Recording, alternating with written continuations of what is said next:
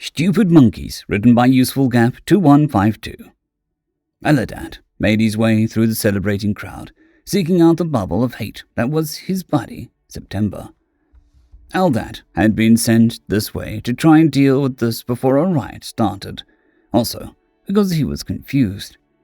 September was part of a research team devoted to finding a counter for the Talene inhibitor. It was a terrifying weapon that seemed to somehow blanket large areas with a field that disabled advanced technology, as well as robbing creatures of higher intelligence. Today was the first confirmed defeat of the Talene and the liberation of a planet from the horrific weapon. So September should be celebrating, but was instead taking up a corner booth and swearing quite viciously at anyone and everyone nearby. Aldat interrupted yet another rant as he set down his drink at the booth. "Dirty, stupid monkeys," September slammed his forearm into the table. "Calm down, friend. I've heard many complaining that you were ruining the party.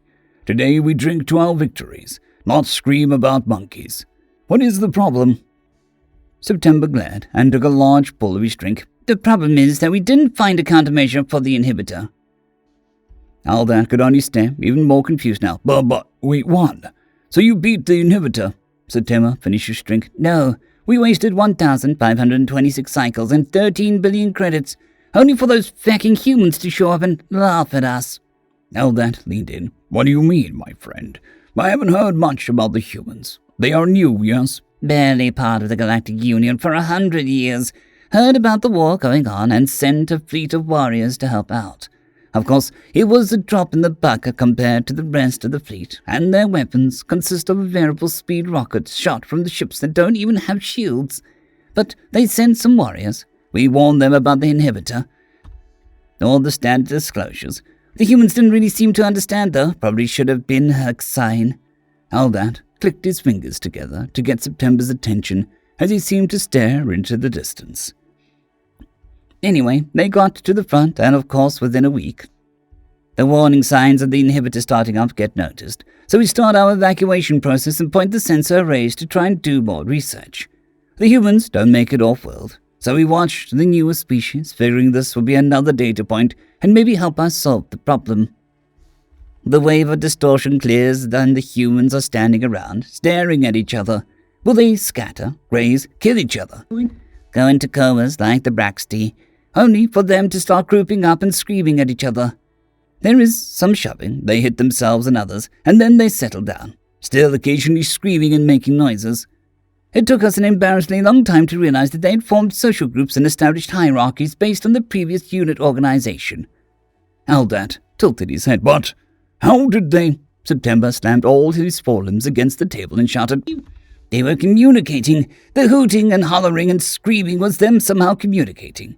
No higher brain function, yet they were somehow talking to each other. And then to make matters worse, one of them ends up running into something with his armor.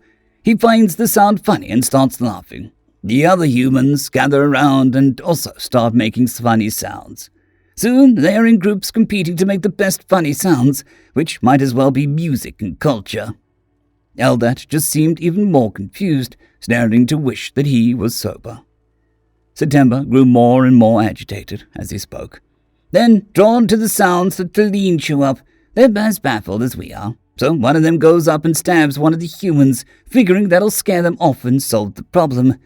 Instead, the stupid ape looks down at the blade and touches it, as if they are too dumb to realize what's going on. All the humans stop making their noises. The injured human screams and punches the Talene.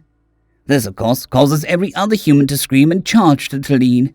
They proceed to beat them to death and tear their limbs off. Several of them spotted using rocks and clubs. One manages to throw a rock and put a hole in a Talene head. So, of course, the others also start throwing rocks." September grabs and finishes Aladat's drink. "Then, for reasons I hope I never understand, they start eating the Talene, in multiple cases before the Talene was actually dead. Until some of them started getting sick, and then they all stopped eating them." If Aldat thought that any harder, he might start to hemorrhage. "But that's tool use and pattern recognition," September groaned. "Exactly. The humans then formed gangs and began hunting down and killing any Talene they could find, plus anything else they deemed a threat or food source. We of course start questioning and scanning the humans, trying to figure out what that could possibly be going on, only for the human leader to just look at me and make the weird hand motions and say, "Ape together strong," as if that made sense. September pushed his calm slate in front of Eldat. When we question the other humans, they just keep sending us these things called memes and saying shit like "return to monkey." Meanwhile, the Talid are turning off the inhibitor so they can use their ships to get off planet and flee because they are so terrified of these feral primates. Eldat chuckled slightly, drunk enough to find that funny without really understanding any of it. So, if they don't use their higher brain power for communication, forming social groups, cooperating, or tool use, what do they use it for? September slumped down. The humans just sort of shrugged and said, "Suffering, mostly." Eldat stared down into his empty glass. They're pretty new and jumped right into an advanced interstellar war. Are we sure they actually have higher brain function? September groaned. That's what I've been saying this whole time. And the human admiral had the gall to look at me and say, They're Marines. If they needed brain power, we'd issue it to them. With a straight face. I won my 1,500 cycles back, so damn dirty apes. End of story. Story number 2, Lights Out, written by Adjutant Stormy. The human admiral was brought before the executive council in irons, as the humans would call them, handcuffs, wood shackles, all strung together with steel chain, not for fear of his Deathworld strength, but to send a message. This event was to be video cast across council space. He screamed, fighting an unsanctioned war. Admiral Chavez stood haunched, his hands chained tight to his feet, as if his jailers had underestimated his height, though he knew it was to make him appear as a supplicant rather than a victorious admiral. My lords of the council, do you have any charters to bring to my person or my people? I arrive here in chains, like a rabid animal, all but muzzled. 2 council representatives, 1 walking carpet / feruli, and 1 very toothy comedian, a Kontachi, raised their voices in a cacophony to be silenced by Chavez's next request. I would like the galaxy's star map on the hollow, and the lights out. Humans had expanded before galactic contact. Alpha Centauri, Bernard Star, Proxima Centauri, and all of the barely warm dwarf stars in between. They tried to follow the rules and tried to keep their heads down. With most human territory within about 25 light-years of Earth, they didn't step on anybody's toes. The real estate was, frankly, terrible. Dying stars, stars that never started, and Sol. The Human Confederacy was the primary exporter of heavy, transuranic elements left by these Nova Remnant systems and the like. Nova Remnants, galactic ancient systems, all things in conflict space were sought after materially, but unpalatable to colonize. On the holoscreen was a representation of what had been human-colonized space, approximately spherical about Sol, with a 10 light-year bite into the core worlds. Chavez continued, I am unfamiliar with your politics. I'm unfamiliar with 90% of the species represented by this body.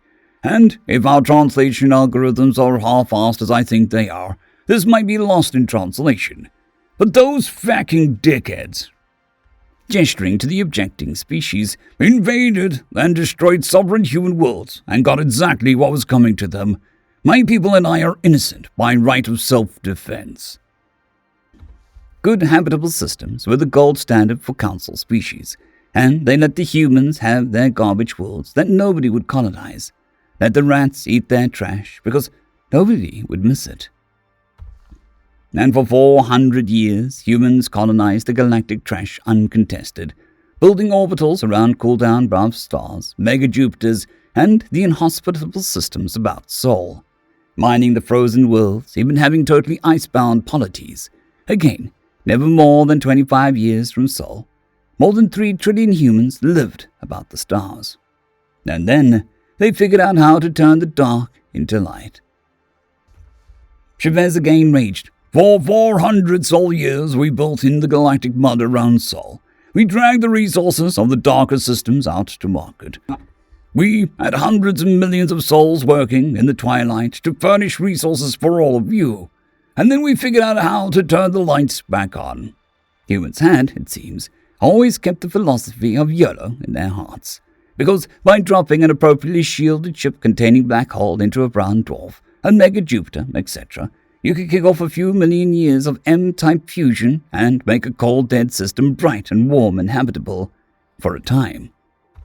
A few million years at a time was a profitable few million years. And suddenly, the crowded galaxy saw gold in humanity's trash because the lights were back on. So the Feruli and the Kentachi attacked a peaceful race that had comparatively little navy, little military at all, and no real advantage but stellar engineering. And the obvious happened.